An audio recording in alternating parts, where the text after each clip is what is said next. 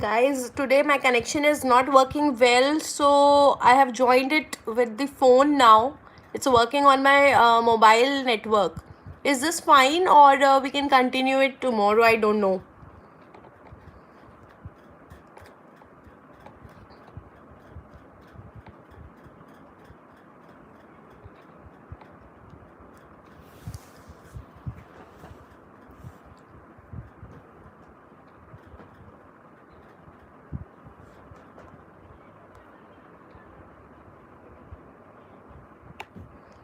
Write something so that I'll come to know that who all have joined here.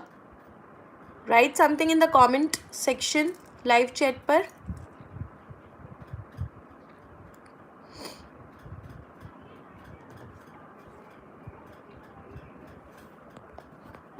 I'm not able to read anything. Actually, the comments are not coming to me. I cannot see any of the comments.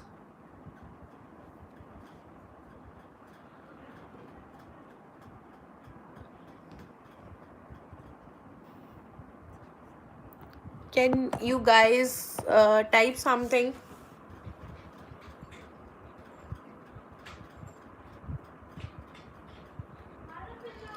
Hi. So finally I have seen one comment here.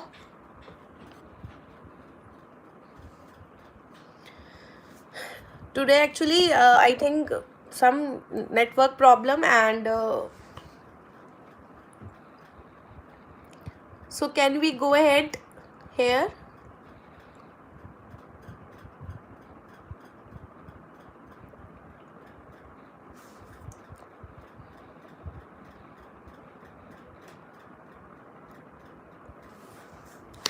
So let's complete the diabetic retinopathy, and then we will do tomorrow. I think today net is not doing fine.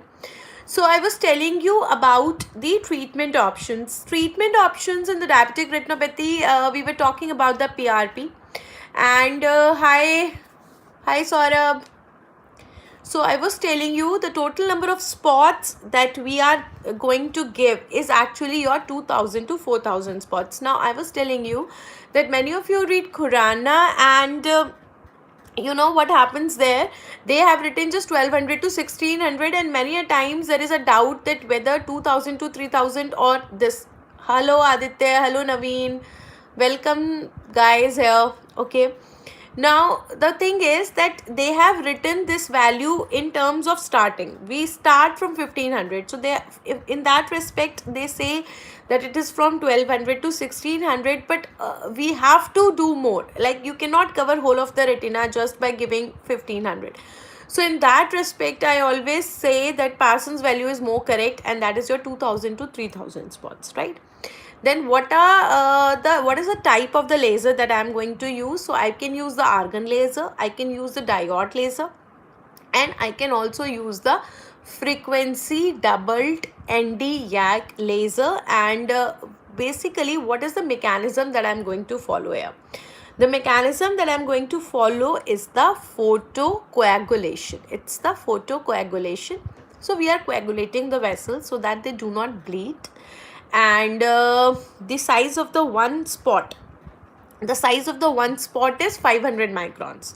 So you have to give it at a distance. So distance between the two spots will also be 500 microns. One spot will also be 500 microns. And if you look at the duration is 0.1 second. So you have to actually give it just a second. You have to give it at the uniform distribution, because if you are which one is most suited in the lasers? So we can do argon laser, that is also very good. Otherwise we can do with the frequency doubled and ND-YAG laser. And wherever you know, we are giving these lasers, that area becomes a blind spot, small blind spot it is becoming. So when I am giving it in whole of the retina, it is giving you so many small spots, so that total becomes your ring scotoma. So it is also coming under the DD of the ring scotoma. It's also coming under the DD of ring scotoma. Then we can have the maculopathies. Now for the maculopathy, I can give the anti-VEGF. Anti-VEGF agents I can give, we have got bevacizumab, we have got ranibizumab, pegaptenib, and these are, you know, comparatively newer agents that we like to give. And you know that neovascularization is an important part of the diabetic retinopathy, so very easily we can give this. And what is the route that we are using? Intravitreal anti-VEGF agents we are giving. Then for your maculopathies, for the macular edemas, you can give intravitreal triamcinolone. And finally, for your TRDs, for your dense vitreous hemorrhage, we can do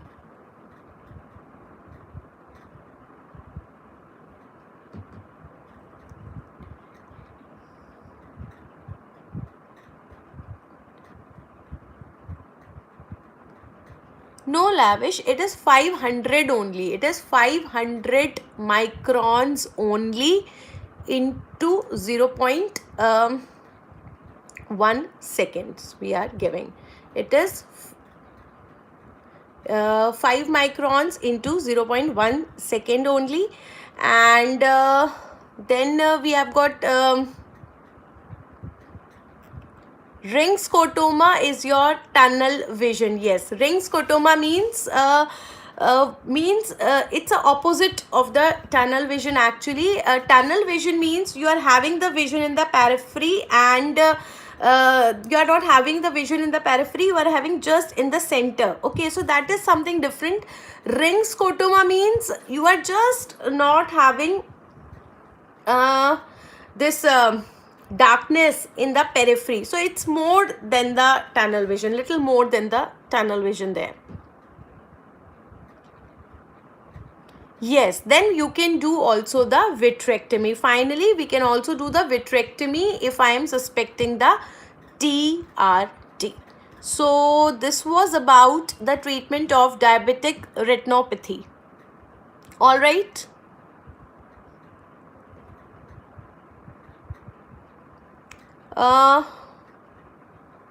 Yes, very good. So the vitrectomy that we do is your pars plana vitrectomy. The vitrectomy that we are doing is the pars plana vitrectomy.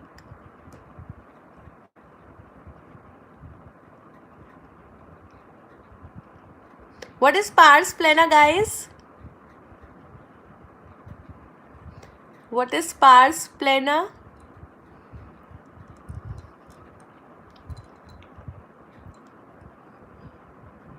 Saurabh is posting so many hearts. Yes, so what is the management of the diabetic macular edema? So that we have already discussed. Diabetic macular edema may I have to give the steroid, so that we give intravitreal triamcinolone. Triamcinolone is a steroid that we are giving. And pars plana is the posterior smooth part of the ciliary body. It is the posterior smooth part of the ciliary body, right? Okay, what else should we talk about? We have to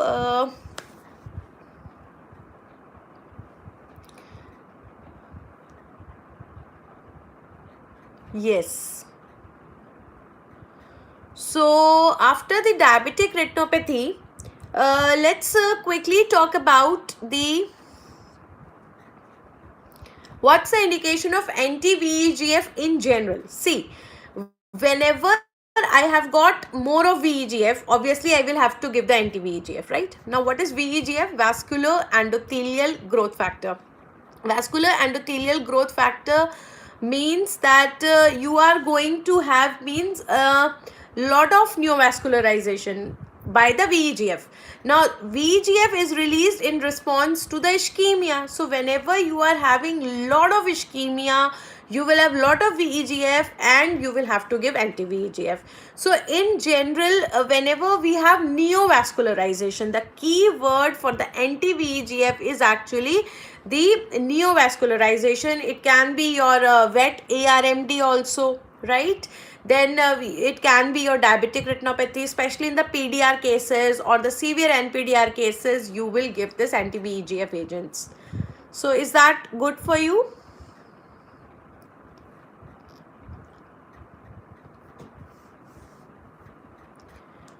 So if you have any particular question, you can post it there, guys. Otherwise, we will continue our discussion on the important diseases of the retina tomorrow, because I think today net is not doing fine. So we will continue rest of our retina topics tomorrow.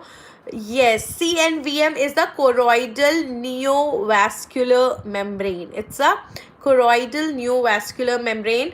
Now do one thing today. You will have to revise your CRAO, CRBO, VO. Then you have to talk about this CSR, CME, retinitis pigmentosa, degenerations, retinal detachment. There is so much to discuss in this. So I told you that we cannot discuss entire retina one day. So probably we'll do rest of the retina tomorrow, right? You asked me to remind you about the practicals. ALSA practicals case presentation. Yes. So what kind of presentation do you want? Let us talk about that. Ulcer, why are you interested specifically in ulcer? Do you always get ulcer presentations cases there? Arvind, do you always get the corneal ulcer presentations cases there?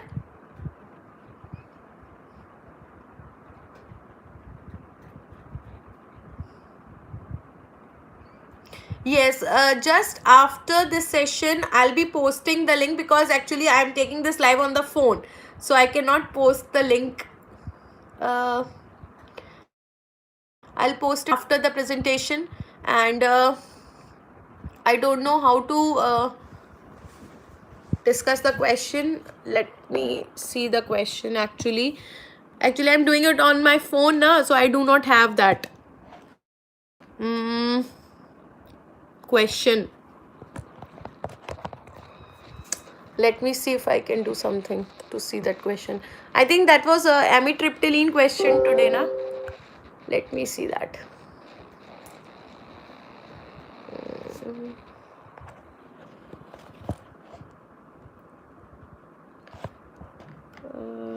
Yes, see, I could do it. So let me read the question for you. This is a 70-year-old woman who is having a history of rheumatoid arthritis, and she's coming to the emergency department with a sudden painful loss of vision. See, I have always told you that whenever you are having sudden painful loss of vision, what are the things that you have to think? So what are the two important things that you will think if you are having sudden painful diminution of vision? Either it is the acute anterior uveitis or it is the acute congestive glaucoma. Now because she is a woman, so we are thinking more about glaucoma. All right, now she has a history of hypertension. So glaucoma has a risk factor of hypertension, and she is on treatment with ramipril, amlodipine. These are the antihypertensives. She has diabetes also, so both diabetes and hypertension are there. Then she's also taking hydroxychloroquine for the rheumatoid arthritis. So they are also giving you multiple drugs, so that you can also think in that respect. Okay, then she is taking aspirin over the counter for intermittent headache. Over the counter she is taking aspirin. Amitriptyline also she is taking for depression. Now examination में BP is on the higher side है. Increase intraocular pressure है. Again a very specific thing they are saying, intraocular pressure is increased. Then they are saying fundoscopy shows you the inflammation, that is also there, and pupils are dilated. Now we have got a woman that is more than 50 years of age. She is having acute sudden painful diminution of vision. Then she is also having diabetes and hypertension. She is having increase in intraocular pressure. She is having mid dilated pupil. So I think that is very, very clear that this is acute attack of acute and congestive glaucoma. So this acute attack of acute congestive glaucoma, which of the following drugs can precipitate it? So this is precipitated by the antipsychotics, that is your amitriptyline. Hydroxychloroquine से keratopathy can be occurring. We can have the bullseye maculopathy but not the glaucoma. As far as metformin is concerned, anti-diabetic drug, not going to cause anything. Aspirin is also not responsible. So it is actually the amitriptyline, which is an antipsychotic drug, that is actually responsible for precipitating the acute attack of glaucoma, and that is why answer is A, amitriptyline. So I hope the clinical case for today is all clear. You are clear with the anatomy of the retina, you are clear with the layers of the retina, you are clear with the vitreous hemorrhage, all the causes, and then in great details we have discussed the diabetic retinopathy. So all these topics are very, very clear to you.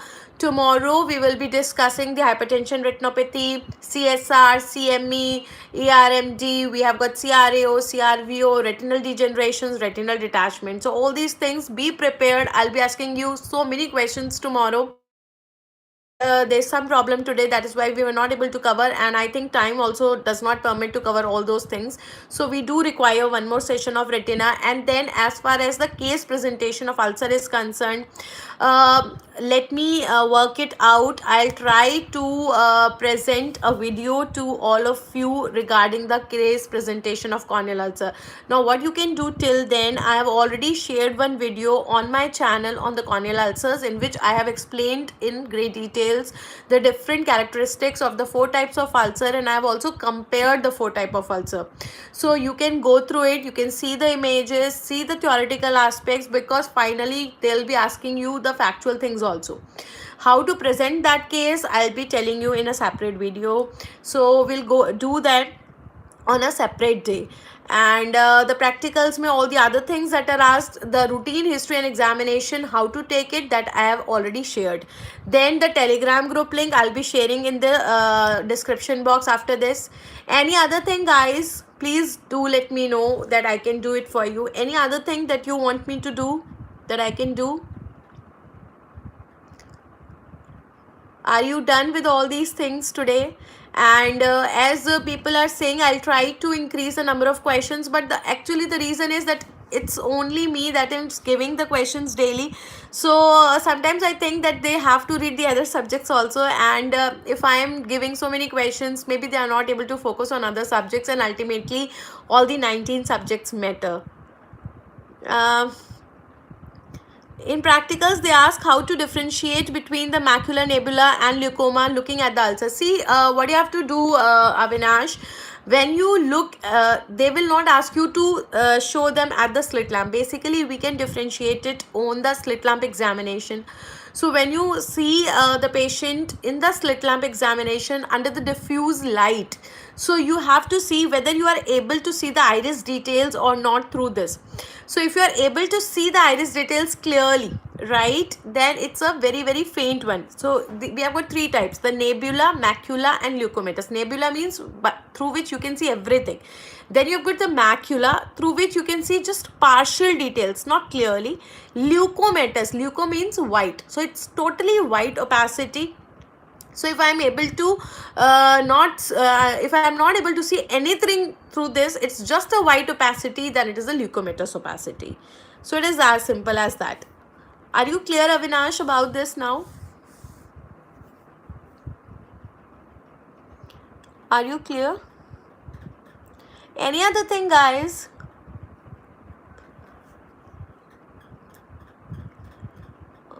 All right. So I think we'll end up the session here, and please do come prepared. Please do come reading these topics so that we can have even nice and interactive session tomorrow. Is this time okay for you guys? We'll again meet tomorrow at the same time, 7 p.m. Till then, take care. Goodbye, good night, and happy ophthalmology. Loads of love, and God bless you guys. Keep on studying hard, stay focused, be positive. I keep on saying these things daily because I know you need a hammer on your hand, and if I keep on saying again and again, someday something will always strike you. And don't forget to like the video, guys. Don't forget to share the video and subscribe to the channel, so that we can bring more and more videos helping more and more people. And see, now I will have to come up even with the PG residency courses. I think now it's the time, because so many of the students have asked me. So I will have to really I think work hard to bring those sessions for the PG residents who are doing the ophthalmology. So it's really nice talking to you all, and I feel really great. Good evening, Narendra. It's a great, pleasure to talk to you, and to get such nice words.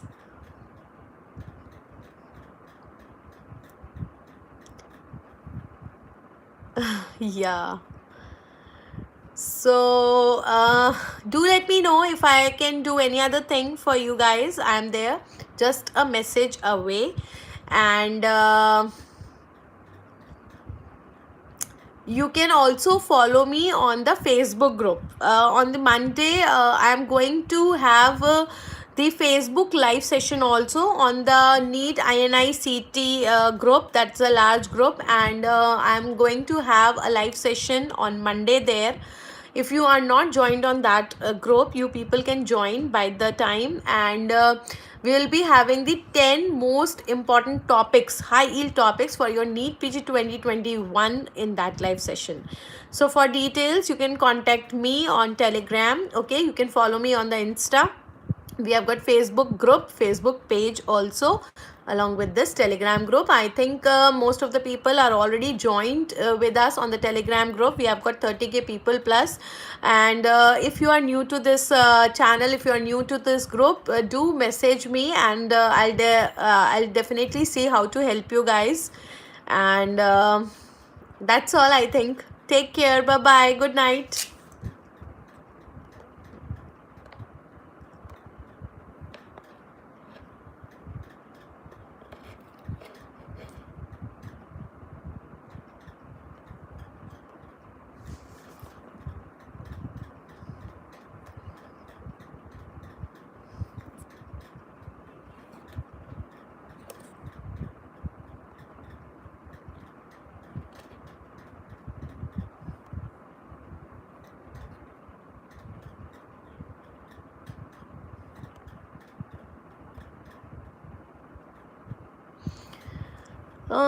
My Facebook ID, it is by the name of Neha Agarwal.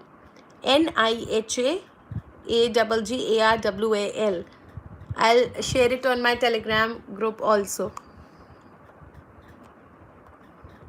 And same name is the Insta also. You will get the same Insta also.